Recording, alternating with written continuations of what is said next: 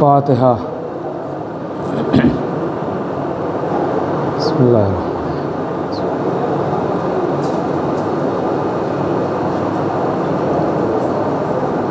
الرحیم۔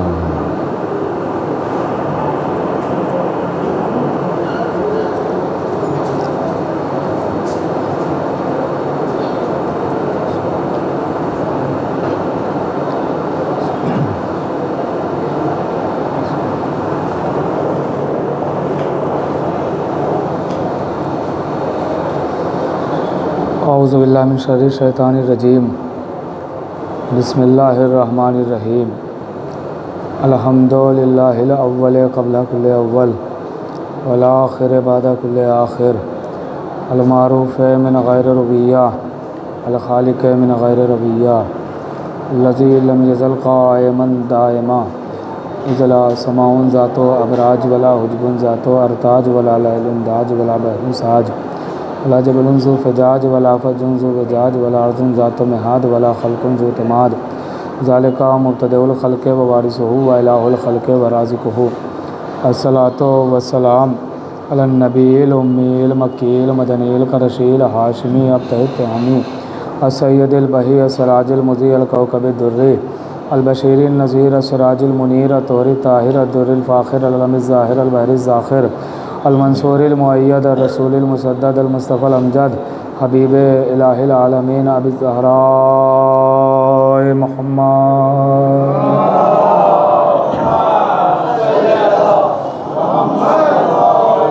وعلی سید المطہر والامام المظفر وشجاع الغضنفر ابی شبیر وشبر قاسم طوبہ وسقر الاشجاع المتین الامام المبین الاشرف المکین نقطۃ دائرۃ المطالب اسد اللہ الغالب غالب کل غالب مطلوب لکل طالب امام المشارق والمغارب مولانا امیر المومنین علی بن ابی طالب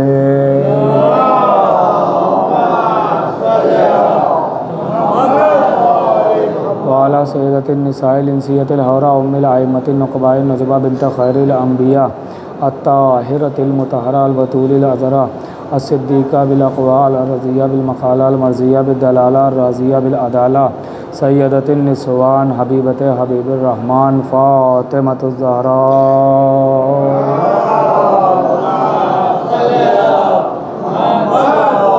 ولعنۃ اللہ علی اعدائہم ومنکر فضائلہم ومصائبہم وجلالتہم وشجاعتہم وفضیلتہم وولایتہم وطہارتہم وسخاوتہم وتشہیم اجمعین من یومنا ھذا الی قیام یوم الدین۔ بسم اللہ الرحمن الرحیم۔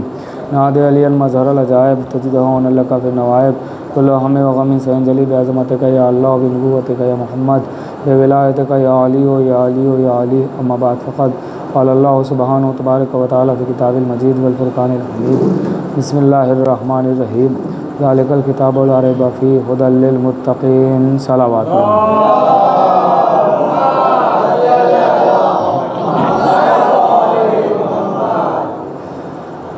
عزاداران سید الشہداء علیہ الصلوۃ والسلام، خداوند عالم آپ سب کی آمد کو قبول فرمائے۔ بہت ہی عظیم نعمت ہے جس نعمت کا نام ہے فرش عزا۔ یہ نعمت مقدر والوں کو ملتی ہے، نصیب والوں کو ملتی ہے۔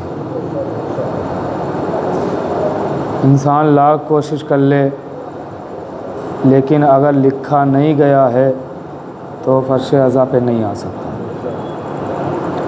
وہ مجلس عزا میں شریک نہیں ہو سکتا۔ بہت بار ایسا یہ مشاہدے بھی ہیں کہ انسان گھر سے نکلتا ہے کہ مجلس جا رہے ہیں لیکن نہیں لکھا ہے تو کوئی نہ کوئی راستے ہی میں ایسا کام یاد آئے گا کہ وہ پھر نہیں آ پائے گا اگر نہیں لکھا ہے۔ تو یہ نعمت ہے، ہر انسان کو فرش عزا پہ بیٹھ کے شکر کرنا چاہیے کہ اللہ نے ہمیں یہ عظیم نعمت عطا فرمائی۔ اور کتنا سکون ملتا ہے فرش عزا پہ بیٹھ کے، کتنا سکون ملتا ہے۔ آپ خود سوچے کہ ایسا لگتا ہے کہ اب ہمیں کوئی دنیا سے مطلب ہی نہیں ہے، इत्मीनान से बैठे, ना कोई खौफ, ना कोई डर, ना किसी चीज़ की फ़िक्र। बस ऐसा लगता है कि सब कुछ अब मौला के हवाले है, अब हम हैं और ज़िक्र मौला है। सलावत पढ़े मोहम्मद वाले मोहम्मद पर।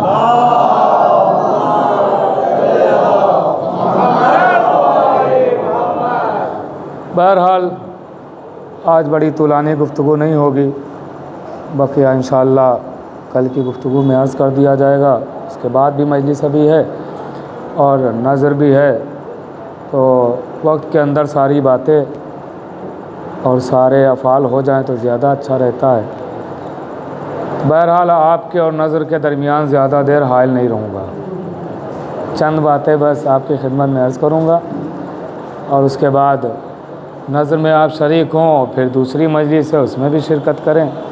देखिए ये जो हमने कह दिया लतीफ़ाना अंदाज़ में, तो इस तबर्रुक की भी अहमियत को समझें। ये तबर्रुक भी बहुत अहम है, तबर्रुक भी बहुत अहम है। जनाब ज़ुहैर क़ैन, गौर कीजिएगा, जनाब ज़ुहैर क़ैन, आज मैं बग़ैर तमहीद के बातें अर्ज़ कर रहा हूँ। आज आप दाद दीजिए ना दीजिए, मगर आज हमें बातें आप तक पहुँचाना है कि आपके ज़हनों तक वो बातें पहुँच जाएं। आज सिर्फ़ आपके खिदमत में वो बातें अर्ज़ करना है। तबर्रुक की कितनी अहमियत है जनाब ज़ुहैर क़ैन। इनके लिए है कि एक अमल किया जाता है जिससे जनाब ज़ुहैर क़ैन ख़ाम में आते हैं, और ख़ाम में आने के बाद वो बताते हैं कि अगर कोई मरीज़ है तो उस मरज़ की दवा क्या है। गौर कीजिएगा, उस मरज़ की दवा क्या है वो बता देते हैं। तो एक शख्स था जो बहुत मरीज़ था, बहुत ज़्यादा, उसने हर जगह इलाज कराया लेकिन उसको कोई फ़ायदा नहीं हुआ। तो एक आलिम दीन ने उसे कहा कि तुम ये अमल करो, ज़ुहैर क़ैन आएंगे और तुम्हें ख़्वाब में बता देंगे कि तुम्हारे मरज़ की दवा क्या है। तो उसने कहा कि भाई मैं तो नहीं कर सकता ये अमल मैं नहीं कर सकता, इसलिए कि मैं इतना मरीज़ हूँ, अमल नहीं हो पाएगा, आप मेरी तरफ़ से कर लें अमल। उसने कहा ठीक है मैं किए लेता हूँ। अमल किया, जनाब ज़ुहैर आए और आवाज़ दी कि इसके मरज़ का इलाज तो इसके घर ही में है, मगर ये इलाज से दूर भागता है। और नहीं फरमाया आपने, इसकी दवा इसके घर में है मगर ये दवा से दूर भागता है। तो पूछा क्या दवा है? कहा जब इसके घर में मजलिस होती है और तबर्रुक बढ़ता है तो ये कहता है कि इधर से तबर्रुक बढ़ रहा है, भीड़ है, चलो इधर से निकल चलते हैं। ये तबर्रुक से कतरा के निकल जाता है, जबकि इसके मरज़ की दवा ही तबर्रुक है। सलावत पढ़े मोहम्मद वाले मोहम्मद।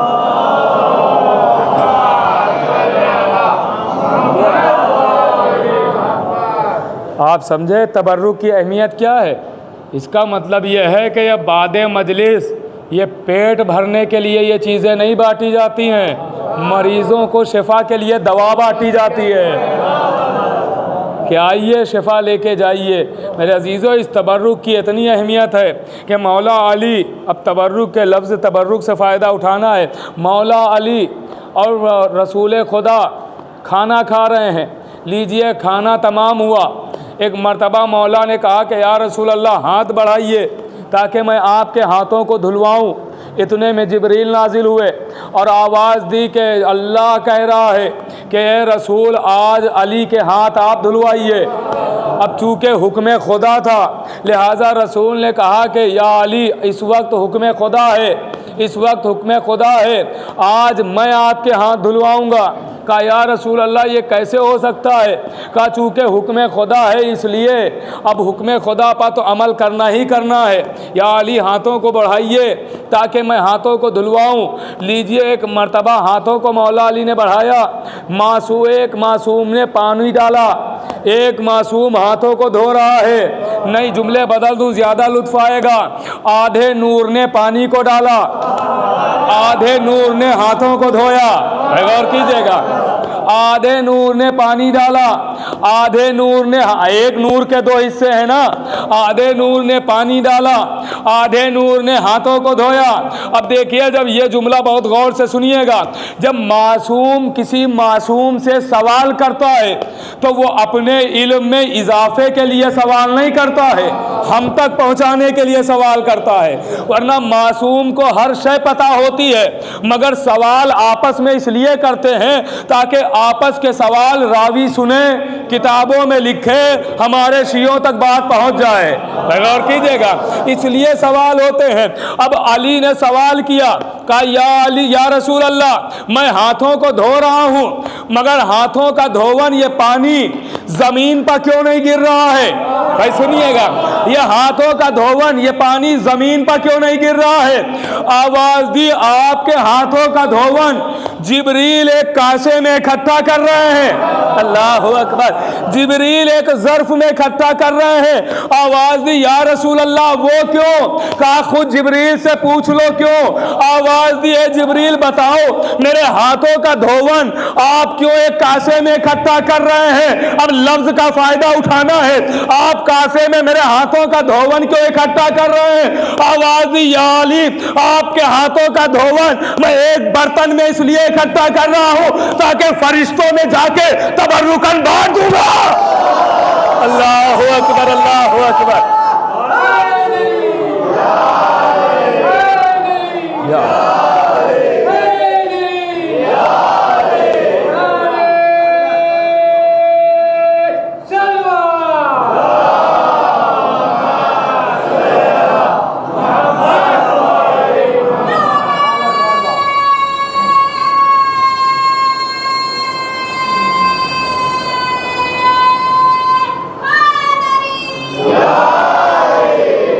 और सुनाया आपने? अच्छा, ये अजीब बात है कि पहले अली का हाथों का धोवन फरिश्तों के लिए तबर्रुक, और चौथा अली हाथों का धोवन हीरे जवाहर।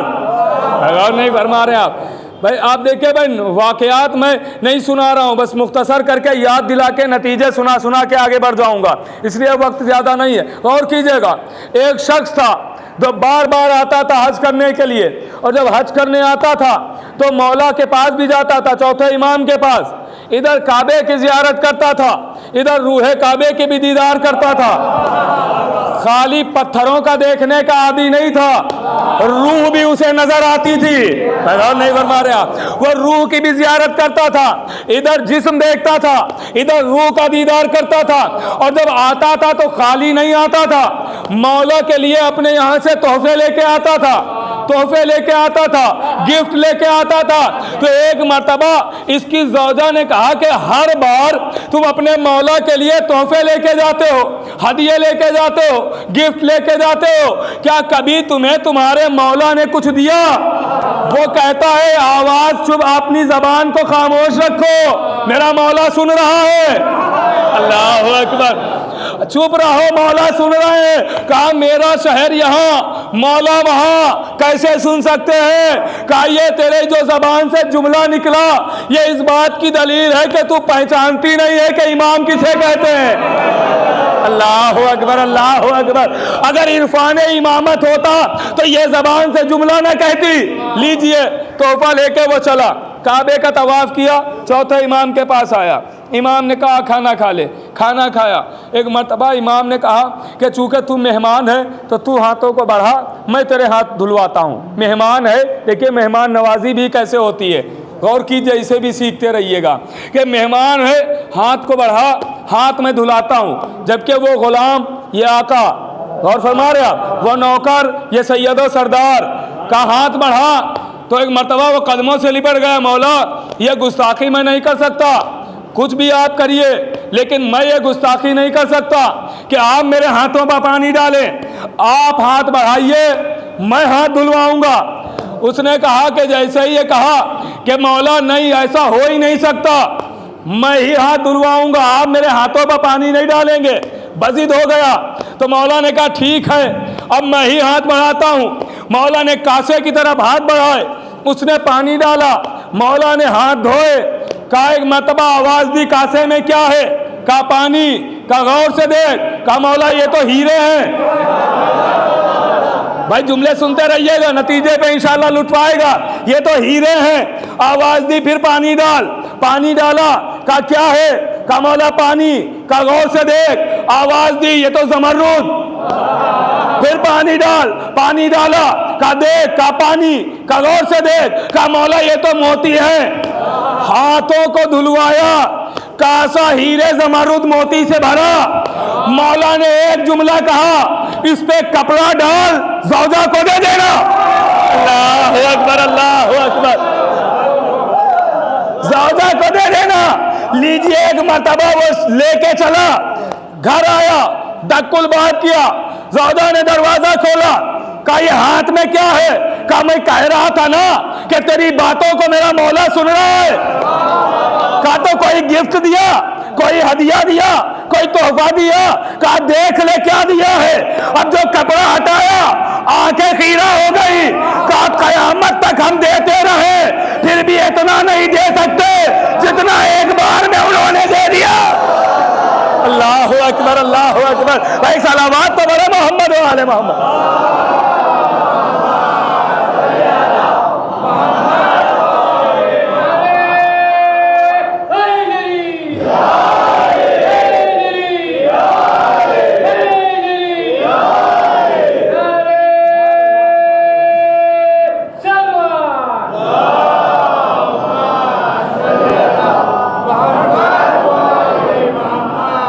قیامت تک ہم یہ دیتے رہیں کچھ بھی پھر بھی قرض نہیں اتار پائیں گے. اتنا ایک بار میں دے دیا. سودا کہتی اس سال میں بھی چلوں گی، دیکھوں گی آپ کے امام کو. کہا چل. چلے. کعبے کا طواف کیا اور جب مدینے کی طرف روانہ ہوئے کہ امام کی بھی زیارت کریں، تو جیسے ہی سرحد پہ پہنچے اس نے خیمہ لگایا اور وہیں پہ رکے کہ ہم صبح جائیں گے امام کی زیارت کریں گے. صبح ہونے ہی سے پہلے اس کی زوجہ مر گئی، انتقال ہو گئی. زیارت کرنے سے پہلے ہی انتقال. اب اس کا کوئی جاننے والا بھی وہاں نہیں تھا، دوسرے شہر کا تھا، یہ پردیس تھا اس کے لیے. بہت پریشان کہ اب کیا کریں، دفنائیں کیسے، کفنائیں کیسے، یا وطن وہ لاشا کیسے لے جائیں، کیا کریں. تو اسے یاد آیا چلو مولا کے پاس چلتے ہیں، انہی سے مدد طلب کرتے ہیں. آیا، میرے مولا میری زوجہ حج کرنے نہیں آئی تھی، آپ کی زیارت کو آئی تھی. مولا اس نے یہی کہا تھا مجھے امام کو دیکھنا ہے، امام کو دیکھنا ہے. لیکن کیا نصیب تھا کہ آپ کے دیدار سے پہلے ہی مر چکی ہے، آپ کے دیدار سے پہلے ہی مر چکی ہے. مولا نے کہا تھوڑی دیر ٹھہر جا، رک جا. کہا مولا کیسے رک جاؤ، کفنانے کو کچھ نہیں، دفنانے کا انتظام نہیں، لاشا لے جانے کا کوئی بندوبست نہیں، کیا کروں. مولا نے کہا ٹھہر جا. مولا نے وہیں پہ مصلی بچھایا، 2 رکعت نماز پڑھی. کہا جا تیری زوجہ انتظار کر رہی ہے. غور کیجیے گا، تیری زوجہ در خیمہ پہ بیٹھی انتظار کر رہی ہے. کہا مولا کیا مطلب، وہ تو مر چکی ہے. کہا نہیں، زندہ ہو گئی ہے، وہ زندہ ہو چکی ہے، انتظار کر رہی ہے. بھائی مولا نے 2 رکعت نماز پڑھی، مردہ عورت کو زندہ کیا، مردہ عورت کو زندہ کیا. میں کہوں گا اے میرے مولا آپ بھی علی، آپ کا دادا بھی علی. غور نہیں فرما رہے آپ. مولا آپ بھی علی، آپ کا دادا بھی علی. آپ کا دادا تو ٹھوکر مارتا تھا، مردہ زندہ ہو جاتا تھا. آپ نے یہ نماز پڑھ کے مردہ کیوں زندہ کیا؟ جاتے ٹھوکر مارتے مردہ زندہ ہوتا. آواز آئے گی تجھے پتہ نہیں، ارے میرے دادا نے مردہ زندہ کیا تو ایک قوم نے کیا کہا، اللہ اکبر، مشاعریوں نے کیا کہا. لہٰذا میں نے نماز پڑھ کے مردہ زندہ کر کے دنیا کو سبق دیا کہ اختیار تو دادا ہی والا ہے، لیکن مجھے خدا نہ کہنا. اور فرما رہے اختیار تو وہی ہے لیکن خدا نہ کہنا مجھے. لیجئے، مردہ زندہ ہوا. اب وہ چلا اپنی زوجہ کی طرف، چلا کہ لے کے آئیں امام کی زیارت کرائیں. امام ایک حجرے میں بیٹھے ہوئے ہیں، دربار امام کا سجا ہوا ہے. امام حجرے کے کونے میں بیٹھے ہوئے. صرف ایک جملے کے لیے سنا رہا ہوں, اگر وہ جملہ صاحبان عرفان تک پہنچ گیا تو انشاءاللہ خاموش نہ بیٹھیں گے. اور ایسا قیمتی جملہ ہے وہ کہ اگر آپ پورے قد سے بھی کھڑے ہو کے داد دیں تو داد کم ہوگی, جملہ بڑا ہے. اہل عرفان کے لیے وہ جملہ ہے, غور کیجئے گا, جو سمجھ جائے گا انشاءاللہ وہ تائید ضرور کرے گا. بہت قیمتی جملہ. میں تو اس جملے کو جیسے ہی میرا نہیں ہے, یہ کتاب کا ہی جملہ ہے, جیسے ہی پڑھا میں تو جھومنے لگا یہ جملہ, قسم خدا کی. غور کیجئے گا. بس ایک مرتبہ وہ آیا, دروازے پر دیکھا زوجہ انتظار کر رہی ہے. کہا یہ بتا تو مر چکی تھی, زندہ کیسے ہوئی؟ کہا کہ میری کہانی یہ ہے کہ میری روح نکال کے ملک الموت چلا. بھائی روح دیکھتی ہے نا سب کچھ. میری روح نکال کے ملک الموت چلا, آسمانوں کی منزلیں طے کر رہا تھا کہ ایک مرتبہ کچھ دیر ہوئی تھی کہ ایک جوان آیا اور آنے کے بعد آواز دی کہ یہ بتا تجھ سے ہے ملک الموت, یہ بتا تجھ سے میری امامت کا عہد لیا گیا ہے یا نہیں؟ اللہ اکبر, اللہ اکبر. تجھ سے میری امامت کا عہد لیا گیا ہے یا نہیں؟ تو مجھے امام مانتا ہے یا نہیں؟ کہا امام نہ مانوں گا تو عہدہ چھن جائے گا, میرا عہدہ چھن جائے گا اگر امام نہ مانوں. تو کہا مانتا ہے؟ کہا ہاں. کہا تو پھر میرا یہ حکم ہے کہ جا اور اس کی روح کو واپس کر دے.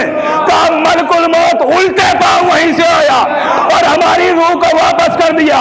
اللہ اکبر. جملہ تو اب آنے والا ہے, واپس کر دیا. اب اس کے شوہر نے کوئی سوال نہیں کیا, کہا جلدی چل اور امام کی زیارت کر. وہ لے کے چلا, امام کے دروازے پہ آیا. اب دیکھتا ہوں صاحبان عرفان جملہ کیسے سنتے ہیں. جیسا ہی امامت کے دروازے پر وہ عورت پہنچی, ایک مرتبہ امام کے چہرے پر نظر پڑی, شوہر کا بازو پکڑ کے ہلا کے کہتی ہے ارے قسم خدا کی یہی تو وہ جوان ہے.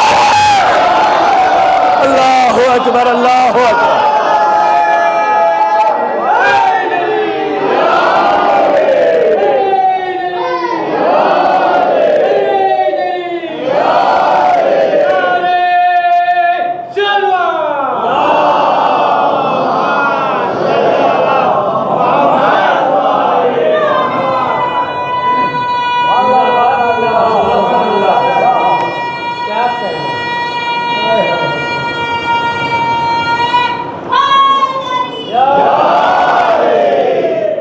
یہی تو وہ جوان ہے. کہا یہی تو میرا امام ہے. کہا اب ہوا عرفان امامت, اب ہوا عرفان امامت. اب سمجھ میں آیا امام کسے کہتے ہیں. میرے عزیزو آپ دیکھیے, ایک شخص چھٹے امام کے پاس آتا ہے اور کہتا ہے مولا مجھے امام کا عرفان کروا دیجئے کہ امام کسے کہتے ہیں. بزرگ تھا, بوڑھا تھا. امام کا عرفان, عرفان امامت. مولا نے کہا اچھا جاننا چاہتا امام کسے کہتے؟ کہا مولا میں اسی لیے آپ کے پاس آیا ہوں. امام کے چاہنے والے سب جمع تھے, اصحاب جمع تھے امام کے. امام نے کہا سب میرے ساتھ چلو. سب کو ساتھ لے کے آئے دریائے دجلہ کے کنارے.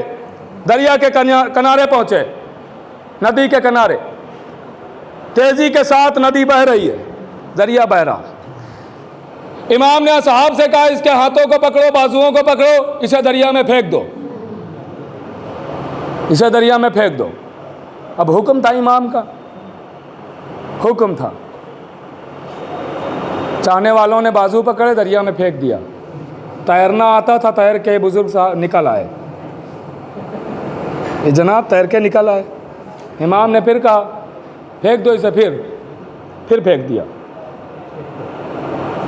پھر تیر کے نکل آئے.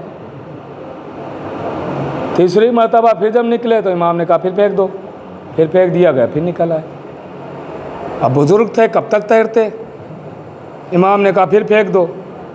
اب جو پھینکا تو تیرنے کی طاقت ختم ہو چکی تھی, اب تیرنے کی طاقت بچی نہیں.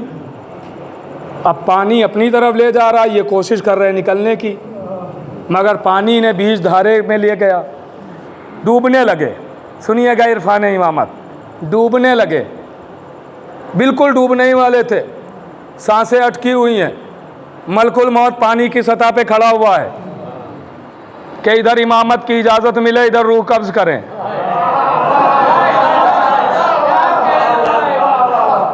لیکن امام کو تو عرفان کرانا ہے نا, معرفت کرانا ہے۔ لیجئے، ایک مرتبہ جیسا ہی ڈوبنے والا تھا، نظریں امام کی طرف ہیں کہ شاید کوئی کرشمہ ہو، کوئی اعجاز ہو۔ بس ایک مرتبہ جیسا ہی ڈوبنے والا تھا، غرق ہونے ہی والا تھا، امام نے وہیں کنارے کھڑے کھڑے ہاتھ کو بڑھایا، اس کے بازو کو پکڑا اور کنارے لا کے اسے بٹھا دیا، کنارے لا کے بٹھا دیا۔ بس جیسا ہی وہ کنارے آیا، امام وہیں کھڑے ہیں، ہاتھوں کو بڑھایا، غور کیجئے گا، ہاتھوں کو بڑھایا، اس کے بازو کو پکڑا۔ امامت اسی کو تو کہتے ہیں نا، ہاتھوں کو بڑھایا، بازو پکڑا، کنارے لے آئے۔ جیسا ہی وہ کنارے آیا، اب کبھی دریا دیکھتا ہے کبھی امام کو، کبھی دریا دیکھتا ہے کبھی امام کو، کبھی دریا دیکھتا ہے کبھی امام کو۔ آہستہ آہستہ آگے بڑھا، امام کے قدموں سے لپٹ گیا۔ جملہ چاہے جیسے سنیے گا، آواز دیتا ہے، وہ کہتا ہے مجھے عرفان امامت ہو گیا، میں پہچان گیا امام کسے کہتے ہیں۔ کہا کیسے پہچانا؟ کہا کہ امامت کو پہچان گیا۔ کہا تو ذرا بتا تو صحیح امام کسے کہتے ہیں؟ کہا امام وہ ہوتا ہے کہ جہاں کوئی سہارا نہ ہو وہاں بھی جو جا کے بچا لے وہ امام ہے۔ اللہ اکبر، جہاں کوئی سہارا نہ ہو وہاں بھی جو پہنچ کے بچا لے اسے امام کہتے ہیں۔ اب سمجھے امامت کیا ہے؟ ایسا ہی تھوڑی ہم در آل محمد سے وابستہ ہیں، در آل محمد سے وابستہ ہے میرے عزیزو، اور وابستہ ہونا چاہیے۔ نبی نے خود کہا ہے، اللہ نے کہلوایا ہے کہ ان سے مودت اختیار کرو، قل لا اسألکم علیہ اجرا الا المودۃ فی القربیٰ، مودت اختیار کرو، محبت نہیں مانگی ہے، مودت مانگی ہے۔ محبت اور مودت میں فرق ہوتا ہے۔ کیا فرق ہوتا ہے؟ مودت اور محبت میں فرق یہ ہوتا ہے کہ محبت اگر تھوڑی دیر کے لیے الگ کر دی جائے تو انسان زندہ رہے گا، مودت ایک لمحے کے لیے الگ کر دی جائے انسان مر جائے گا۔ میں مثال دے دوں، ہمیں پانی سے محبت ہے، ہم 2 دن پیاسے رہ سکتے ہیں، زندہ بھی رہ سکتے ہیں۔ مچھلی کو محبت نہیں ہے، مودت ہے۔ جیسا ہی نکالا تڑپ تڑپ کے جان دے دے گی، تڑپ تڑپ کے مچھلی جان دے دے گی، کیونکہ پانی سے مودت ہے۔ اب سمجھے مودت کیوں مانگی گئی ہے؟ اسی لیے مانگی گئی ہے کہ اہل بیت سے اگر کوئی جدا کرنے کی کوشش کرے تو جان دے دینا، الگ نہ ہونا۔ یہ مودت ہے۔ ایک علی والا ہم تک، بس آخری بات عرض کر رہا ہوں، باقی باتیں وہاں عرض کر دوں گا، غور کیجئے گا۔ ایک علی والا، دشمن کا دور، ظالم بادشاہ، علی والوں کو ہم تک یہ جو پہنچا ہے یہ سب ایسا ہی نہیں پہنچا ہے، قربانیاں دی گئیں اس کے لیے۔ آسانی سے ہمیں یہ سب مل گیا ہے نا تو ہم قدر نہیں کرتے ہیں، لیکن جنہوں نے قربانی دی ان سے پوچھئے گا، غور کیجئے گا میرے عزیزو۔ ایک علی والا اور ایک ظالم بادشاہ علی والوں کو چن چن کے قتل کروا رہا تھا۔ ایک دن اپنے دربار میں بیٹھا ہوا جھوم کے کہتا ہے، آج میرے شہر میں کوئی علی والا نہیں رہا، سب کو میں نے مار دیا، قتل کر دیا۔ آج بادشاہ، دربار سجا ہوا ہے، تخت پر بیٹھا ہوا جھوم کے کہتا ہے، آج میرے شہر میں کوئی علی والا نہیں رہا، سب کو میں نے مار دیا، قتل کر دیا۔ اسی دربار سے ایک کھڑا ہو گیا، آواز دی، تو شہر کی بات کر رہا ہے، تیرے گھر ہی میں علی والا ہے۔ غور نہیں فرما رہا، تو شہر کی بات کر رہا ہے، تیرے گھر میں علی والا۔ کہا کون؟ کہا جو تیرے بچوں کو یہ پڑھاتا ہے یہ علی والا ہے۔ تجھے اسے بھی پتا ہے پڑھے لکھے علی والے ہوتے ہیں۔ کہا تیرے بچوں کو جو پڑھاتا ہے، کہا امتحان لے لیں گے۔ تو کہا تو امتحان کیا لے گا، یہ علی والے ہیں، امتحان سے تھوڑی گھبراتے ہیں۔ تو امتحان لے لیں، ان کی تو زبانیں کاٹ دو تب بھی یہ بولتے رہتے ہیں، ان کو دار پر چڑھا دو تب بھی یہ گھبراتے نہیں ہیں، اور تلوار اور خنجر اور یہ ساری چیزیں تو ان کا کھلونا ہے، یہ کب ڈرتے ہیں اس سے؟ لے لیں امتحان کا، بلاؤ، بلایا گیا، وہ علی والا دربار کے کونے سے اٹھ کے آیا۔ بادشاہ کے 2 بچے تھے جو اس سے پڑھتے تھے، یہ پڑھاتا تھا۔ کہا یہ بتا تیری نظر میں علی کے دونوں بچے حسن اور حسین افضل ہیں یا میرے دونوں بچے افضل؟ دیکھیے کوئی مقابلہ ہی نہیں ہے بھائی، مقابلہ ہی نہیں کوئی۔ بھائی سوال تو یہ ہوتا کہ یہ بتا تیری نظر میں آدم اور موسیٰ افضل ہیں یا حسن اور حسین افضل، تو کچھ سوچا بھی جاتا ہے نا۔ اب کہہ رہا ہے کہ تیری نظر میں حسن اور حسین افضل یا میرے دونوں بچے افضل، میرے دونوں بچے افضل۔ علی والا کہتا ہے دیکھ اب مجھے تو پتہ چل گیا ہے کہ تو مجھے پہچان گیا کہ میں علی والا ہوں، تو اب میں کچھ بھی بتاؤں تو قتل تو ویسے ہی کرے گا، تو جب قتل ہونا ہی ہے تو کیوں نہ دربار میں حق بیان ہی کر دیا جائے۔ غور کیجئے گا، کیوں نہ دربار میں حق بیان ہی کر دیا جائے۔ کہا کیا؟ کہا تو نے پوچھا میری نظر میں حسنین افضل یا میرے دونوں بچے افضل؟ کہاں؟ یہی سوال کیا۔ کہا مجھے پتہ ہے میری بیویوں کو اب تو اسیر بنا لے گا، میرے بچوں کو قتل کر دے گا، گھر کو آگ لگا دے گا، بس آخری بات عرض کر رہا ہوں، گھر کو آگ لگا دے گا، مجھے مار دے گا، لیکن اس علی والے کو اس کی کوئی فکر نہیں ہے۔ گھر کو آگ لگاتا ہے لگا دے، بچوں کو مارتا ہے مار دے، بیویوں کو اسیر بناتا ہے بنا لے، مجھے دار پہ چڑھاتا ہے چڑھا دے، مگر آنے والی نسل کو بھی بتا دینا ایک علی والا یہ جواب دے کے گیا، اپنے تک محدود نہ رکھنا۔ کہا کیا ہے جواب؟ کہا سوال دوہرا اور اتنی تیز دوہرا کہ دربار والے سب سنیں، دربار والے سب سنیں تاکہ میں جواب بھی بآواز بلند بتاؤں۔ آواز دی کہ تیری نظر میں، جواب کیا اور سوال کی نزاکت کو سمجھیے گا، تیری نظر میں حسنین افضل یا میرے دونوں بچے افضل؟ وہ علی والا کہتا ہے تو نے میری نظر کی بات کی ہے نا؟ کہاں کہ میری نظر میں کون افضل؟ کہاں تیری نظر میں کون افضل ہے؟ کہا تو سن، میری نظر کی بات کی ہے تو سن لے، میری نظر میں تیری بیویاں، تیرے بچے، تیری حکومت، تیری سلطنت، تیرا تاج، تیرا تخت، تیرے سپاہی، تیرے نیزے، تیری تلواریں، تیرے خنجر، تیرے تیر و تبر، تیرا پورا دربار، تیرا تخت و تاج اور تیری پوری حکومت ایک طرف، کمبر کی جوتیاں ایک طرف۔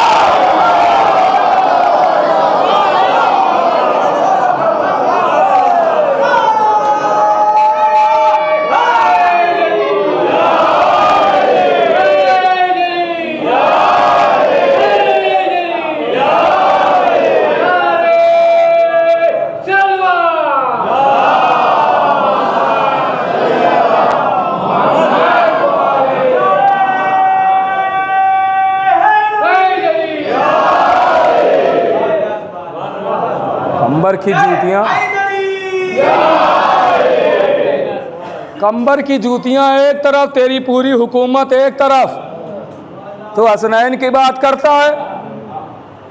حسنین تو آقا ہے، غلام کی بات؟ کہا نہیں، غلام کی بات بھی نہ کرنا، غلام کی جوتیوں کی بات کر۔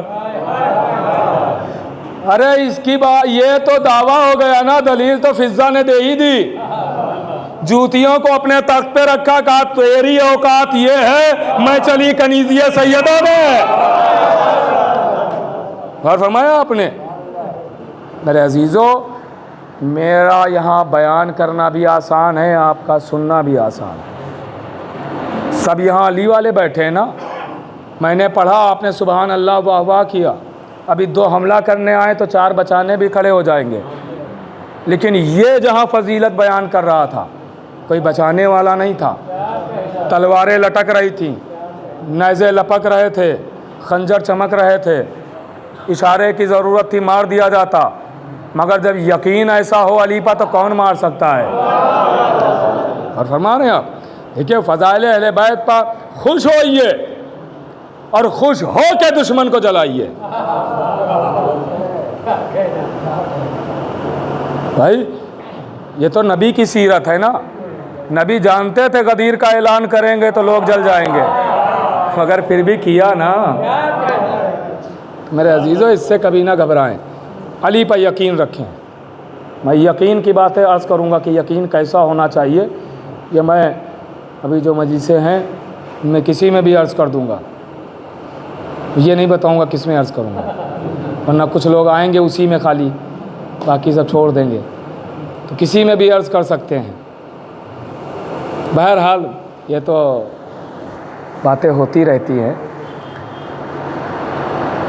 لیکن بہرحال آپ متوجہ ہیں پوری طور سے، خدا آپ کو سلامت رکھے، آپ کی سماعتوں کو سلامت رکھے۔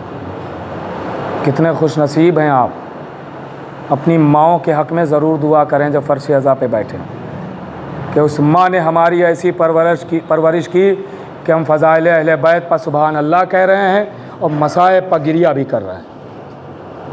اس نے ایسی تربیت کی کہ عملی والے بن۔ عزیزو، یہ تربیت ہے ماں کی، کیسے کیسے ہم تک یہ پہنچا۔ ایک خاتون، ایک عورت، اعلان ہوا کہ جو بھی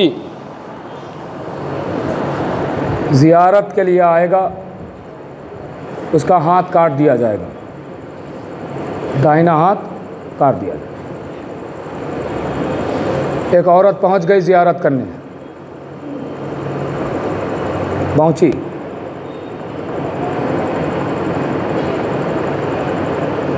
چادر میں لپٹی ہوئی، سپاہی دربار میں لے کے آئے، کہا تجھے قانون نہیں پتہ ہے کہ ہاتھ کاٹ دیا جاتا ہے؟ کہا پتہ ہے۔ کہا تو واپس جائے گی یا ہاتھ کٹوائے گی؟ کہا ہاتھ کٹواؤں گی۔ کہا تو ہاتھ بڑھاؤ۔ جلاد آگے بڑھا ہاتھ کاٹنے کے لیے، اس نے بایاں ہاتھ آگے بڑھایا، بایاں ہاتھ۔ کہا لو کاٹو۔ کہا نہیں، یہ نہیں، قانون ہے داہنا ہاتھ کاٹا جائے گا، تو بایاں ہاتھ بڑھا رہی ہے، بایاں نہیں کاٹا جائے گا، داہنا ہاتھ کاٹا جائے گا، سیدھا ہاتھ کاٹا جائے گا۔ تو عورت کا جواب سنیں گے؟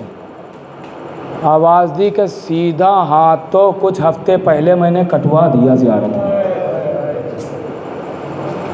پہلے میں آئی تھی زیارت کرنے تو سیدھا ہاتھ تو کٹوا دیا۔ پھر قانون بنا دیا گیا کہ دو لوگ آئیں گے تو ایک کو قتل کر دیا جائے گا، ایک زیارت کرے گا۔ ایک ماں اپنے چھوٹے سے بچے کو لے کے پہنچ گئی، تو کون زیارت کرے گا، کون قتل ہوگا؟ کہ یہ بچہ ہے، نہ چل سکتا ہے نہ بول سکتا ہے، ماں کے سامنے اسے قتل کر دو، ماں زیارت کرے گی۔ کیسی کیسی قربانیاں دی ہیں، تب یہ ہم تک پہنچا ہے سب کچھ۔ اس کی قدر کیجئے میرے عزیزو، بہت اہم شے ہے۔ ہاں، آج تو دو معصوموں کی شب شہادت، دو معصوم۔ میں صرف یاد دلاؤں گا، شہادت یہاں نہیں پڑھوں گا، صرف یاد دلاؤں گا، اس کے بعد جو مجلس ہے وہاں شہادت پڑھوں۔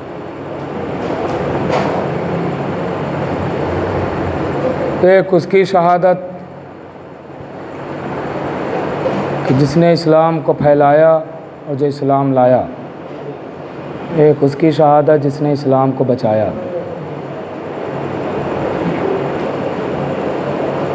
نانا اور نواسا باقاعدہ طور پہ روایتوں میں ہے جو چھپایا جاتا ہے، عام طور سے چھپایا جاتا ہے۔ دیکھیں، اس بات کی وضاحت کرنا ضروری سمجھتا ہوں کہ اکثر لوگ کہہ دیتے ہیں کہ یہ کتابوں میں تو نہیں ملتا ہے، وفات ملتی ہے، اور کچھ لوگ کہتے ہیں شہادت ہے۔ اس بات کو غور سے سن لیجئے میرے عزیزو، چونکہ اس دور میں بہت ہی مختصر انداز میں بتا رہا ہوں کہ اس دور میں کوئی لکھنے والا اپنا نہیں تھا۔ آج کے زمانے کے حساب سے کہہ دوں کہ میڈیا اپنا نہیں تھا، تو جیسا لکھوایا گیا ویسا لکھا گیا، سمجھے؟ نہ ہمارے علماء نے صاف صاف لکھا ہے کہ نبی کو زہر دیا گیا تھا، اور نبی کو یہ پہلی مرتبہ زہر نہیں دیا گیا تھا، اس سے پہلے کئی بار زہر دیا جا چکا تھا۔ نبی پہ ظلم ہوا ہے، ذرا سوچئے، جس کا کلمہ پڑھ رہے تھے لوگ،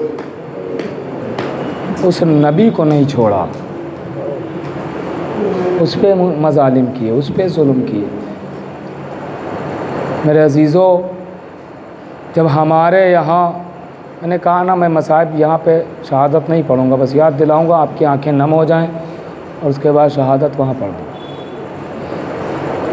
ہمارے یہاں کا دستور ہے کہ جب کسی کے یہاں کوئی مر جاتا ہے تو لوگ آتے اس کے گھر میں اس کی اولادوں کو پرسہ دیتے ہیں، اولادوں کو پرسہ دیتے ہیں۔ اپنے غم میں اکیلا نہ سمجھنا، ہم تمہارے ساتھ ہیں۔ اپنے غم میں اپنے کو اکیلا نہ سمجھنا، ہم تمہارے ساتھ ہیں۔ ذرا سوچئے، ادھر رسول اس دنیا سے گزرے، اس دنیا سے رخصت ہوئے رسول، تو چاہیے تو یہ تھا کہ اکلوتی بیٹی تھی نا فاطمہ، دنیا در سیدہ پہ آتی اور کہتی کہ ہم آپ کے بابا کا کلمہ پڑھتے ہیں فاطمہ۔ اپنے کو غم میں اکیلا نہ سمجھنا، کوئی کام ہو ان نوکروں کو بتا دینا، یہ سب آپ کے غلام ہیں۔ لیکن کیا دنیا نے ایسا کیا؟ دنیا نے ایسا نہیں کیا، بلکہ اس کے برعکس کام کیا۔ ایک مرتبہ دنیا در سیدہ پہ آ کے کہتی ہے، یا علی، سیدہ سے کہہ دو یا دن میں رویا کرے یا رات میں رویا کرے۔ ایک بار تو دنیا آگ اور لکڑیاں لے کر آ گئی۔ اللہ اکبر! کیا رسول کے بعد یہ زیب دیتا ہے کہ ابھی تو رسول کا کفن بھی میلا نہیں ہوا؟ اللہ اکبر! رسول کو ابھی چند دن گزرے ہیں، گزرے ہوئے۔ عزیزوں، روایت کہہ رہی ہے 28 کو، یہ آج یعنی کل کا دن، اس دن رسول اس دنیا سے رخصت ہوئے۔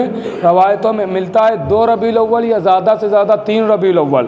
آپ ذرا سوچئے، 3 ربیع الاول یعنی 3 دن یا 4 دن کے اندر، 4 دن کے اندر دروازہ جلا دیا گیا، پہلو شکستہ ہو گیا۔ ذرا سوچئے، کیا قیامت نہیں ہے یہ؟